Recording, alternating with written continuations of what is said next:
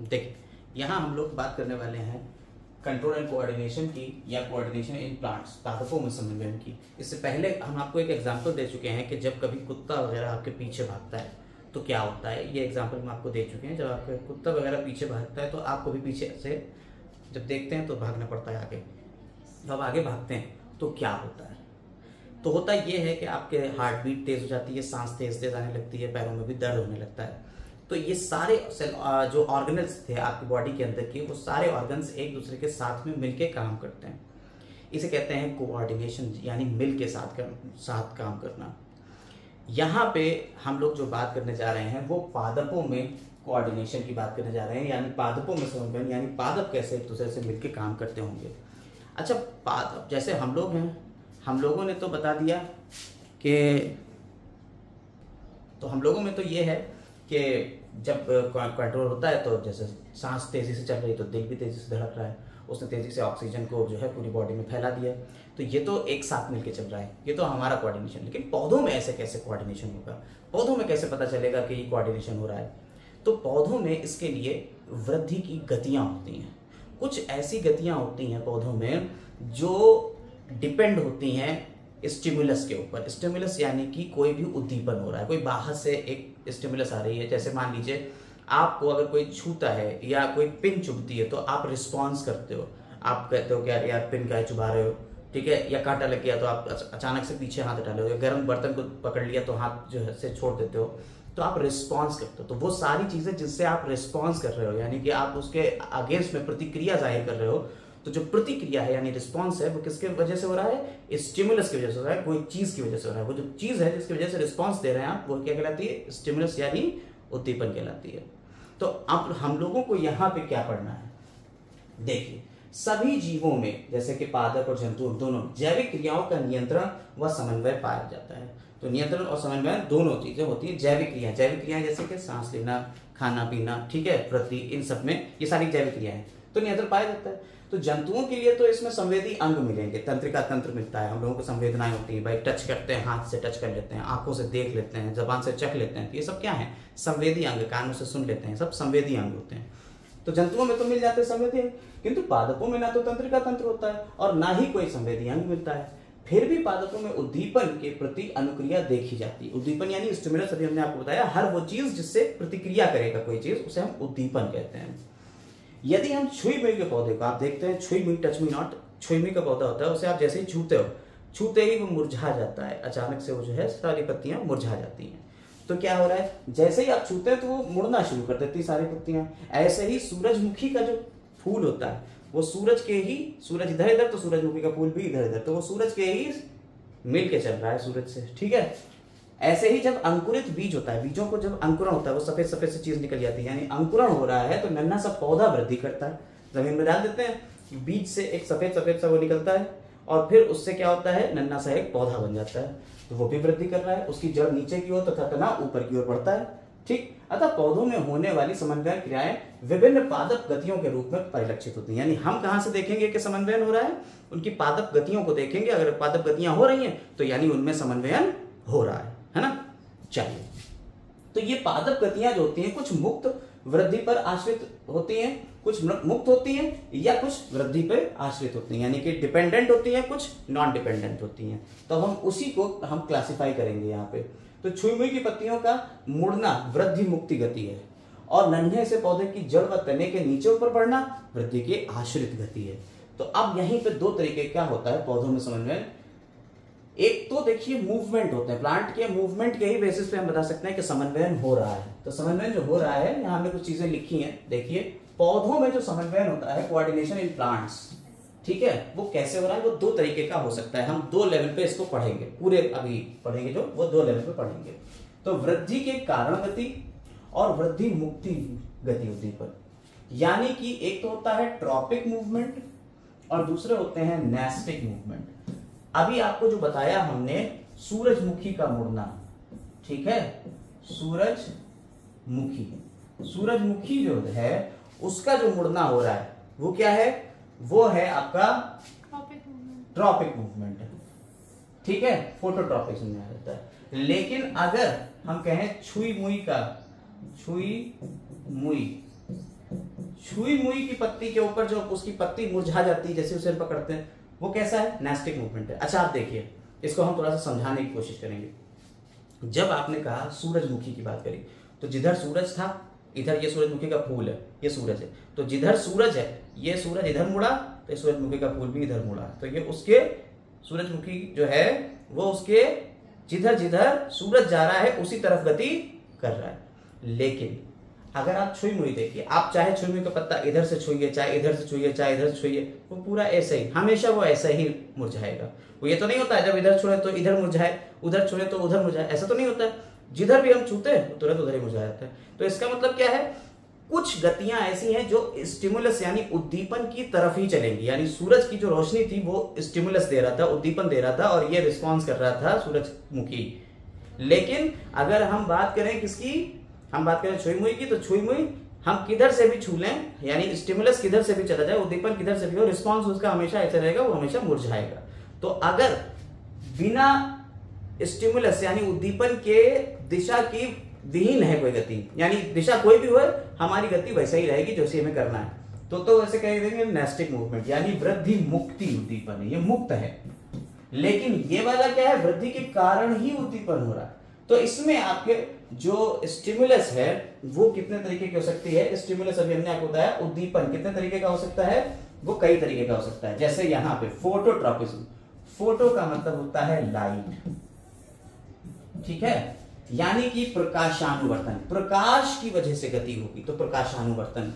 गुरुत्व की वजह से, जियोट्रॉपिज्म, ग्रेविटेशन, गुरुत्व की वजह से हो रही, ग्रेविटी की वजह से हो रही है अगर गति, तो गुरुत्वानुवर्तन। थिग्मोनेस्टिक, थिग्मो का मतलब होता है टच, अगर स्पर्श की वजह से हो रही है तो स्पर्शानुवर्तन। हाइड्रोट्रॉपिज्म, हाइड्रो मतलब होता है वाटर, यानी जल की वजह से होती है तो जलानुवर्तन। और कीमोट्रॉपिज्म, कीमो मतलब होता है केमिकल, तो केमिकल की वजह से हो रही है तो रासायनुवर्तन, ठीक है। तो ये आपके 5 तरीके के ये आपके हो गए कौन से मूवमेंट? Tropic movement.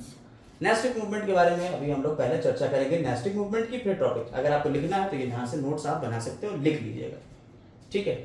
आगे आते हैं, अब बात करते हैं वृद्धि मुक्ति गति की, यानी नेस्टिक मूवमेंट की। तो यहां देखिए छुई मुई का पौधा आपको दिख रहा है, ये वृद्धि मुक्ति गति को आपको दिखाया जा रहा है।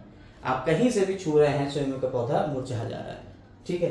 तो जब हम छुई मुई के पादप की पत्तियां छूते हैं, छुई मुई का पादप है यानी पौधा है, उसकी पत्तियां छूते हैं तो मुड़ना प्रारंभ कर देती हैं तथा नीचे झुक जाती हैं। जब मुड़ना प्रारंभ करेंगे और नीचे झुक जाती हैं, क्योंकि ये गति वृद्धि से संबंधित नहीं है। अभी आपको यही बात बताया हमने कि गति किससे संबंधित नहीं है?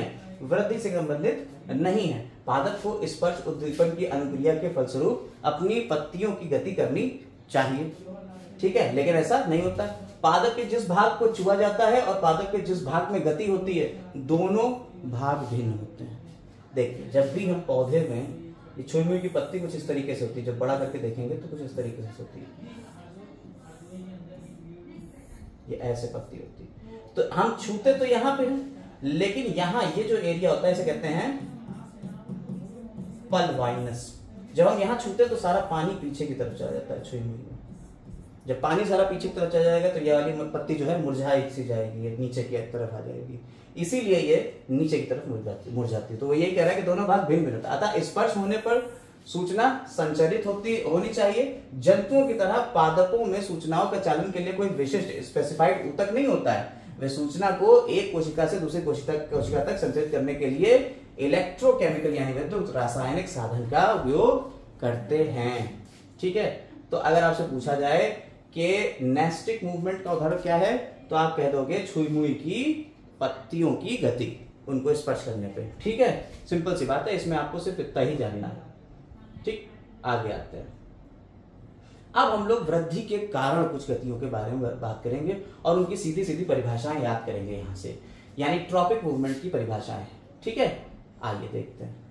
और हमने आपको बताया कि स्टिमुलस यानी उद्दीपन क्या क्या हो सकती है, कई तरीके की उद्दीपनें हो सकती हैं। देखिए, लाइट की वजह से आपको जब आपकी आंखों पे लाइट पड़ती है तो आप आंखें बंद कर लेते हो ना, तो लाइट क्या है? उद्दीपन का काम कर रही है।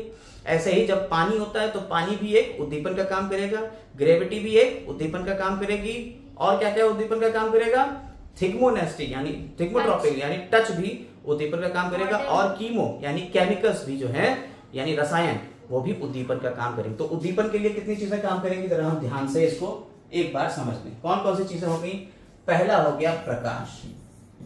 प्रकाश किसके क्या काम कर रहा है, उद्दीपन का काम कर रहा है। दूसरा गुरुत्वाकर्षण, गुरुत्वाकर्षण या इसे कहते हैं गुरुत्व, पृथ्वी के लिए ये गुरुत्व कहलाता है।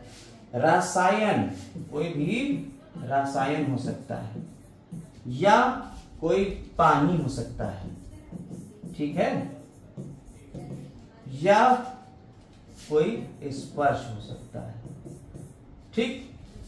ये सब उद्दीपन का काम करेंगी। एक सब क्या करेंगे, काम करेंगे उद्दीपन। तो उद्दीपन किसकी किसकी वजह से हो सकता है, प्रकाश की वजह से, गुरुत्वाकर्षण की वजह से, रसायन की वजह से, पानी की वजह से, या स्पर्श की वजह से।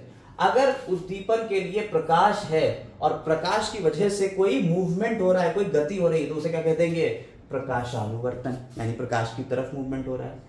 गुरुत्व की वजह से अगर कोई गति हो रही है तो उसे क्या कहते हैं, गुरुत्वानुवर्तन, जियोट्रॉपिज्म।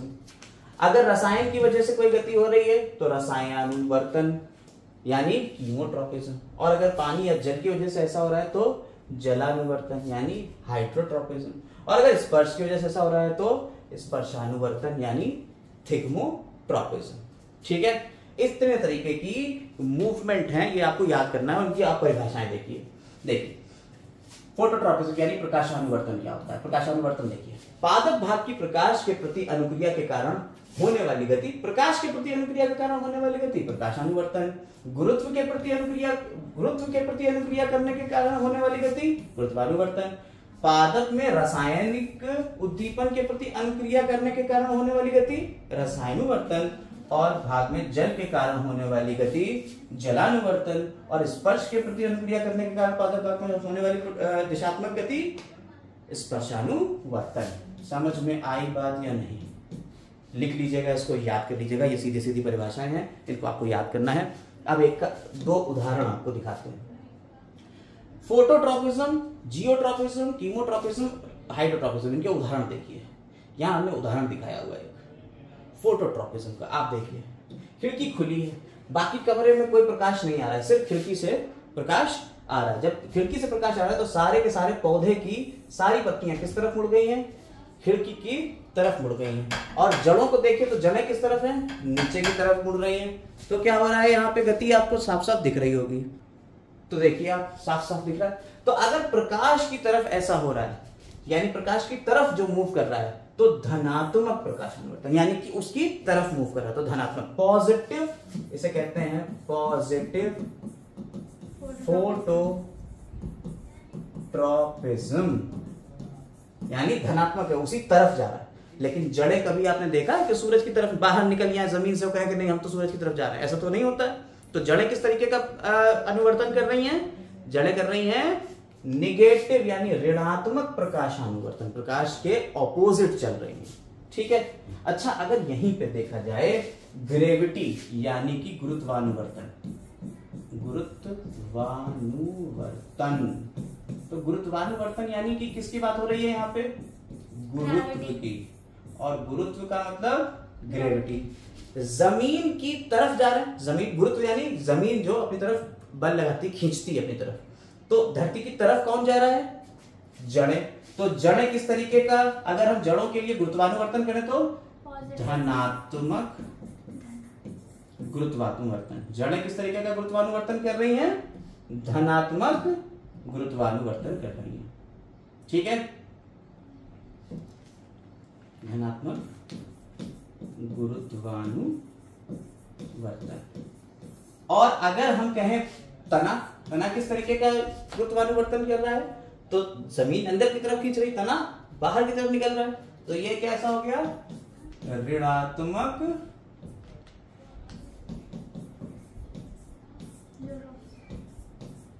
गुरुत्वानुवर्तन।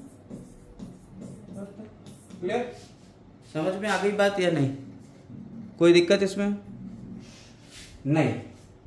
तो अब यहाँ तो धनात्मक प्रकाशानुवर्तन और ऋणात्मक प्रकाशानुवर्तन आपको समझ में आया। खिड़की वाला उदाहरण दे देंगे कि खिड़की में पौधे में क्या तना किस तरीके का प्रकाशानुवर्तन कर रहा है, धनात्मक, और पौधे की जड़ किस तरीके का प्रकाशानुवर्तन कर रही है, ऋणात्मक। क्लियर हो गई बात। अब यहीं पे बात करते हैं थोड़ी सी ग्रेविटी की। देखिए ग्रेविटी अभी हमने जो ऊपर बताया गुरुत्वानुवर्तन, तो देखिए तना किस तरीके से, तना ऊपर जा रहा है और जड़ें नीचे की तरफ जा रही हैं। तो धनात्मक तो हो गया जड़ों वाला गुरुत्वानुवर्तन, और तना कैसा हो गया, ऋणात्मक गुरुत्वानुवर्तन। क्लियर है, कोई दिक्कत। अब यहां पे देखिए एक जलानुवर्तन, जलानुवर्तन भी देख लेते हैं एक उदाहरण। जलानुवर्तन यानी कि हाइड्रोट्रॉपिज्म, हाइड्रोट्रॉपिज्म यानी कि जल की वजह से मूवमेंट। देखिए हमने क्या करा, एक छोटा सा पौधा लिया, उसको यहां लगा दिया, पत्तियां इसकी, ठीक है, पौधे को हमने यहां लगा दिया। क्लियर।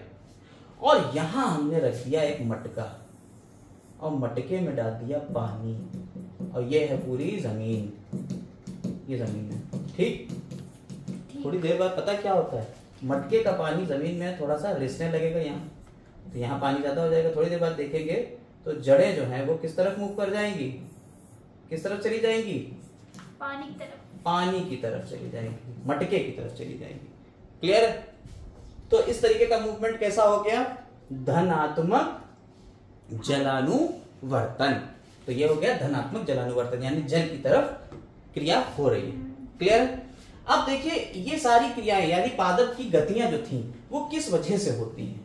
ये सारी पादप की गतियां जो होती हैं वो पादप हार्मोन्स की वजह से होती हैं, यानी कि प्लांट हार्मोन। प्लांट में भी हार्मोन होते हैं, तुम्हारे अंदर भी होते हैं। आपको वीडियो लेक्चर मिला होगा प्लांट हार्मोन का, नहीं मिला है तो मिल जाएगा, लेकिन ये वाला पादप हार्मोन है। अभी जंतु हार्मोन का भी आपको बताएंगे बाद में।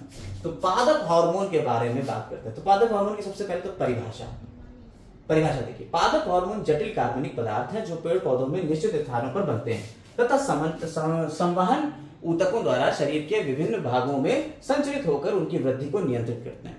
ये तो इसकी परिभाषा हो गई, किसकी, पादप हार्मोन। पादप हार्मोन क्या है, पादप हार्मोन जटिल कार्बनिक पदार्थ है। सबसे पहली बात है ये कॉम्प्लेक्स ऑर्गेनिक मैटर है जो पेड़ पौधों में निश्चित स्थानों पर बनते हैं। अलग अलग जगहों पे बनेंगे, कोई तने में बनेगा, कोई जड़ में बनेगा, कोई बिल्कुल टिप पे बनेगा, कोई किनारों पे बनेगा, अलग अलग जगहों पे बनेंगे।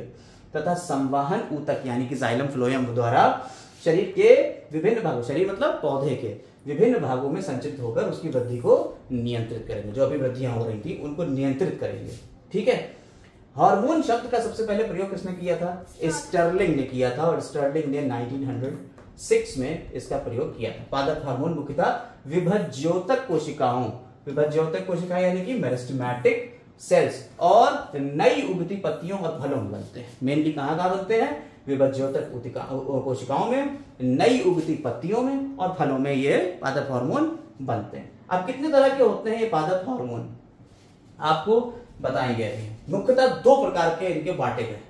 एक तो वो पादप हार्मोन जो वृद्धि प्रवर्धक होते हैं यानी जो वृद्धि को बढ़ाएंगे, और कुछ होते हैं वृद्धि रोधक यानी कि प्लांट ग्रोथ प्रोड्यूसर और प्लांट ग्रोथ इनहिबिटर। दो तरीके के होते हैं, एक प्रोमोटर होते हैं और एक इनहिबिटर होते हैं। जो प्लांट की ग्रोथ को बढ़ाएंगे, वृद्धि को प्रवर्धक करेंगे, उन्हें प्रवर्धक कहेंगे, और जो ग्रोथ को रोकेंगे उन्हें निरोधक कहेंगे। ठीक है। तो वृद्धि को बढ़ाने वाले कौन से होते हैं, ऑक्सिन, जिबरेलिन, साइटोकाइन, ये तीन होते हैं। ऑक्सिन, जिब्रेलिन और साइटोकाइन, ये तीन हार्मोन जो प्लांट की वृद्धि को बढ़ाएंगे। और दूसरे होते हैं वृद्धि रोधक, एब्सिसिक अम्ल और एथिलीन, ये वृद्धि निरोधक होते हैं यानी वृद्धि को कम करते हैं। ठीक है। Auxin, gibberellin, cytokine, ethylene, abscisic acid, ये 5 प्लांट हार्मोन हैं। कितने, ऑक्सिन, जिब्रेलिन, साइटोकाइन, इथाइलिन और एब्सिसिक एसिड, ये 5 हैं। हमको इन पांचों के कार्य अलग अलग पढ़ना और याद करना है। ढंग से हम लोग याद करेंगे, लेकिन पहले सारे हार्मोन के क्या क्या काम होते हैं एक नजर में पहले ये देख लेते हैं। मुख्य विशेषताएं क्या क्या है पादप हार्मोनों की। मुख्य विशेषता क्या है कि ये जड़, तना और कनिका यानी बड के शीर्षस्थ विभज्योतक में बनते हैं। कहां बनते हैं, एपिकल मेरिस्टेम में बनते हैं। ठीक है। तो एपिकल मेरिस्टेम में बनेंगे और फ्लोएम से होकर अन्य भागों में पहुंचते हैं और सभी भागों में विस्तृत होकर वृद्धि का नियंत्रण करते हैं अलग अलग जगहों पर। इन्हें पौधों के निष्कासित किया जा सकता है, पौधों से बाहर भी निकाला जा सकता है, निष्कासित किया जा सकता है।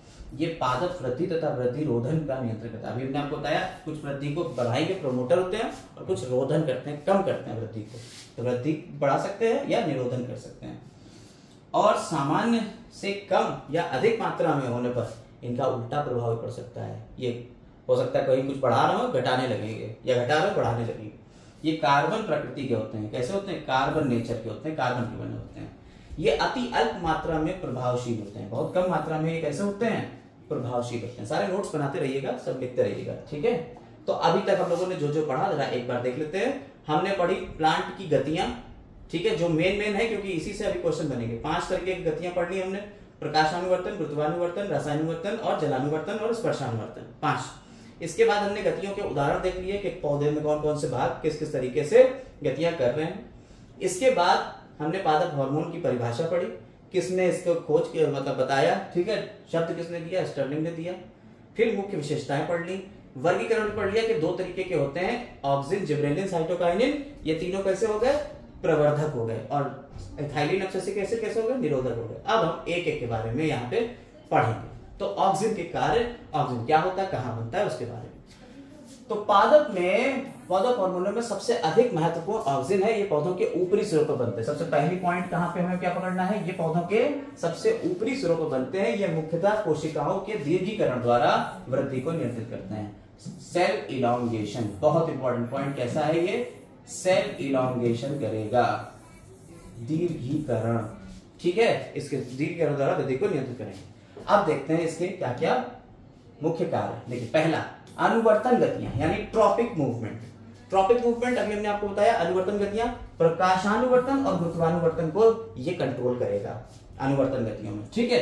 शीर्ष प्रभाविता, शीर्ष प्रभाविता या एपिकल डोमिनेंस, हमने आपको बताया, पहले भी पढ़ा चुके हैं क्लास के अंदर। यहां पे क्या होता है कि जो पौधा है उसकी ये पत्तियां हैं, और ये पत्तियां छोटी छोटी कलियों से ही तो निकलेंगी। ये पत्तियां पहले तो कली होगी, यहां वाली जो कली है इसे कहते हैं शीर्ष, ठीक है, शीर्ष प्रभाविता। और जो आसपास वाली है, ये वाली जो इधर इधर निकल रही है, इसे कहते हैं पार्श्व। तो जो शीर्ष की कलियां होती हैं वो पार्श्व वाले के ऊपर डोमिनेंट यानी प्रभाविता दिखाती हैं। शीर्ष वाली पार्श्व वाले के ऊपर क्या करती है? प्रभाविता दिखाती है। शीर्ष वाली कहती है कि नहीं तुम रुको, हमें बढ़ने दो। इसे कहते हैं शीर्ष प्रभाविता। और ये किसकी वजह से होता है? ऑक्सिन की वजह से होता है। ऑक्सिन ही शीर्ष प्रभाविता को कंट्रोल करता है, एपिकल डोमिनेंस करता है, ठीक है। क्लियर हो गई बात? तो एपिकल डोमिनेंस यानी शीर्ष प्रभाविता। तो ये पार्श्व कलिकाओं की वृद्धि को रोकते हैं। क्या करते हैं? ये पार्श्व कलिकाओं की वृद्धि को रोकते हैं। कौन से वाले? शीर्ष वाले। तो शीर्ष कलिका के हटाने पर अब क्या होता है? आपने देखा होगा बगीचों में ऐसे फुलवारी जो है चौड़ी चौड़ी बनी होती है। जो चौड़ी चौड़ी फुलवारी बनी हुई है, तो ऐसा क्यों है? उसको बनाने के पीछे कारण है। क्या कारण? तो जो हमारे माली साहब जो हैं वो हेज फॉर्मेशन कर रहे हैं, यानी उसको पूरा झुंड ऐसे गोल गोल बनाना है, ऊपर नहीं बढ़ाना है, गोल गोल बनाना है। तो उसके लिए क्या करते हैं? वो ऊपर से पौधों को कट करते हैं। जब ऊपर से कट करते हैं तो चौड़ाई में बढ़ते हैं। तो इस तरह से हेज फॉर्मेशन में कौन हेल्प करता है? माली हमारे हेल्प करते हैं। और क्या करते हैं? वो ऊपर वाली कलिका को काटते हैं। जब ऊपर वाली कलिका काटते हैं तो ऑक्सीजन का प्रभाव खत्म। अब पार्श्व वाली कलिकाएं बढ़ेंगी। जब ये वाली बढ़ेंगी तो चौड़ाई में बढ़ जाएगा। क्लियर हो गई? तो इसी कारण माली झाड़ियों को ऊपर से काटता रहता है, जिससे झाड़ियां नीचे सघन हो जाती हैं, घनी हो जाती हैं। क्लियर हो गई बात? ठीक है, चलिए, ये हमारा चैनल है, ये शेयर करिए, लाइक करिए, सब्सक्राइब करिए, ठीक है। आगे आते हैं कायिक जनन के ऊपर। किसके ऊपर आते हैं? कायिक जनन। ये कार्य चल रहे हैं किसके? ऑक्सिन के कार्य चल रहे हैं कायिक जनन यानी वेजिटेटिव रिप्रोडक्शन। वेजिटेटिव रिप्रोडक्शन यानी कायिक जनन। बहुत से पौधों में, जैसे गुलाब की कलम, जब हम गुलाब की कलम लगा रहे होते हैं तो उसमें नीचे कलम को काटा और नीचे हमने क्या लगा दिया? ऑक्सीजन लगा दिया, तो उससे जड़ें तेजी से निकलती हैं। कलम को जमीन में गाड़कर पुनः पौधे तैयार किए जाते हैं। निचले सिरे पर ऑक्सीजन लगाने से जड़ें शीघ्र निकल आती हैं। निचले सिरे पर क्या लगा दीजिए? ऑक्सीजन लगा दीजिए, तो जड़ें कैसे निकल आएंगी? जल्दी निकल आएंगी, शीघ्र। पौधों के विलगन को रोकना। अब चौथा कार्य क्या है? पौधों के विलगन को रोकना। विलगन यानी कि सेपरेशन, अलग अलग हो जाना, एब्सेशन, ठीक है। तो एब्सेशन को रोकेंगे। पौधों में देखिए पत्तियां जो होती हैं लगी होती हैं, ठीक है। अब लगी हुई तो लगन है, अगर विलगन हो जाएगा तो यहां से ये हट जाएगी, पत्ती हट गई तो विलगन हो गया। समझ में आई बात या नहीं? तो विलगन यानी एब्सेशन को रोकना, पत्तियों को झड़ने से रोकने का काम कौन करेगा? ऑक्सिन करता है। कृत्रिम ऑक्सिन के छिड़काव से फल पेड़ों के नीचे गिरते नहीं है, फल जो है जल्दी नहीं टपकते हैं, ऑक्सिन का छिड़काव कर दीजिए। यही कारण है कि यदि पेड़ों पर फल नहीं रुकते तो माली उन पर ऑक्सिन का छिड़काव कर देगा।